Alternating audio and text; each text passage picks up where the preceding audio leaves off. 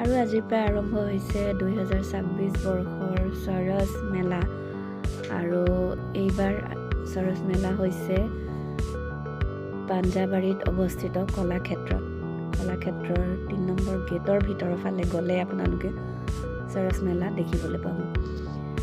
আজিৰ পৰা অৰ্থাৎ 22 ফেব্ৰুৱাৰীৰ পৰা সৰস মেলা আৰম্ভ হৈছে আৰু ই থাকিব 8 মাৰ্চলৈকে।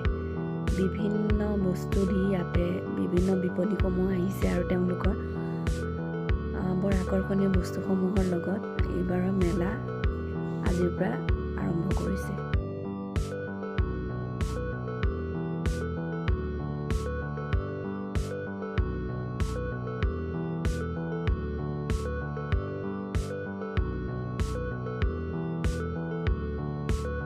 আজিৰ পৰা যিহেতু আৰম্ভণিহে, গতিকে বহুতখিনি বিপণী এতিয়াও বাকী আছে। ইয়াতে তেওঁলোকৰ বস্তুসমূহ আহি পাইছে যদি বিপণীসমূহ খোলা নাই।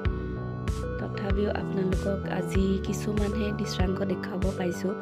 ইয়াৰে কিছু বস্তু যিসকল তেওঁলোকে আহিছে, আজি আৰম্ভ কৰিছে, ইয়াৰে কিছু অংশ আপোনালোকক দেখুৱাইছোঁ। যদিও বহুতখিনি বস্তুৱে এতিয়াও আছে।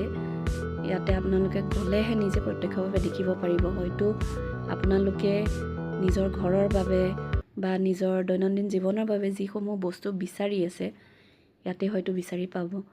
আৰু লগতে খোৱাৰ কাৰণেও ধুনীয়া ব্যৱস্থা আছে। গতিকে যাওক সোনকালে আৰু বজাৰ কৰক, এনজয় কৰক। আজিলৈ ময়ো আহিলোঁ। ধন্যবাদ।